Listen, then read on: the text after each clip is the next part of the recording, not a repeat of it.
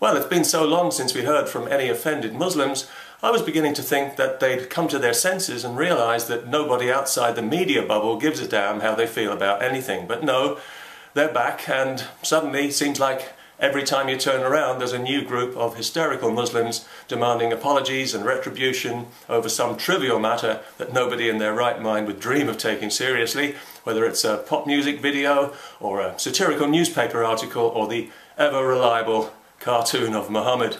That's the Prophet Muhammad, of course. You must have heard of him and wished you hadn't. Well, I don't think it's fair that Muslims should carry so much of the burden of being offended by stuff.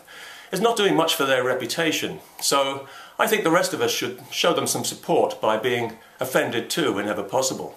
We all have the right to be offended, of course, and now that Islam is here, throwing its weight around, we all have plenty to be offended about, so what are we waiting for? I'll get the ball rolling then, shall I? Okay, well, I'm offended by Islamic supremacism, a bit of an obvious one, admittedly, especially when they lie about it and call it multiculturalism. That really offends me. I'm offended by the sneaky way Islamic activists exploit Western guilt to invoke a spurious victimhood and claim multiple concessions that impinge on the lives of others. Ridiculous concessions that no other religion would get or even ask for. Special food that everyone has to eat, special clothes that threaten the security of others, special social conditions that insult and divide people unnecessarily, special conditions at work that tread on everyone else's toes, and special treatment before the law. If you burn a Quran in Britain, you'll be arrested as a criminal. If you burn a Bible, you won't. I'm offended by that. I'm offended by Islamic values generally. I find them deeply morally offensive. Profoundly so when it comes to women. I would like to tell you just how offensive, but I don't have the vocabulary to really do it justice, so let's just say that on a scale of offence from 1 to 10, I'd put it at around 100, no, 1,000. So if you're a potentially offended Muslim, rest assured that nothing I say about your religion could possibly offend you any more than your religion has already offended me many, many times over. Be offended by all means if that's what you want to do, but a word to the wise, whatever you do, don't embarrass yourself by making up a phony mental illness and trying to pin it on people to shut them up. Oh, too late, you already have. How deeply humiliating for you and how offensive to the rest of us. In fairness, we should be grateful that most of the Muslims who live in Britain are not that easy to offend. If they were, we wouldn't be able to do or say anything at all, because virtually everything about Western society offends the religion of Islam. So any Muslim who really wants to be offended only has to walk down the street and he can be in high dudgeon before he reaches the corner. So we should be glad that most of them are not like that. But some are, and one is too many. By the way, you'll notice that I said he just now. Of course, I realise that there are female Muslims who like to be offended, but we have to remember that a woman is worth only half a man, and I don't want to shortchange anybody here. If you're a Muslim who lives in Britain, and if you find that your beliefs get insulted now and then, well, that's not very nice, but my advice is to laugh it off and forget about it. Mark it down to the robust exchange of ideas and opinions that have made Western society the most vibrant and successful on the planet, and thank your lucky stars you live here, as I do, every day. If your beliefs get insulted a lot, on the other hand, well, that's a different matter, but it's got nothing to do with anybody else having a phobia.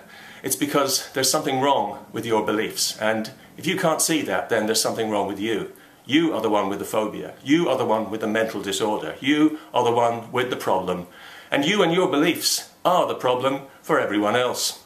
And I'm talking here specifically to the professional crybabies of Islam. People like the Muslim Council of Britain and all these other self-appointed loudmouths who grab every opportunity, however ridiculous or artificial, to be offended. Let me do you people a favour by telling you what the media wouldn't dream of telling you, because it's the truth. Nobody cares about your feelings. We're all sick and tired of hearing about you and your poxy feelings.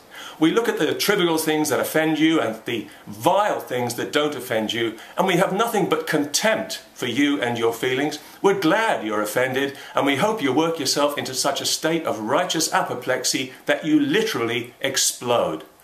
But most of all, we wish, oh how we wish, that you would take that goddamn religion of yours and those precious feelings and shove them right up your Khyber Pass.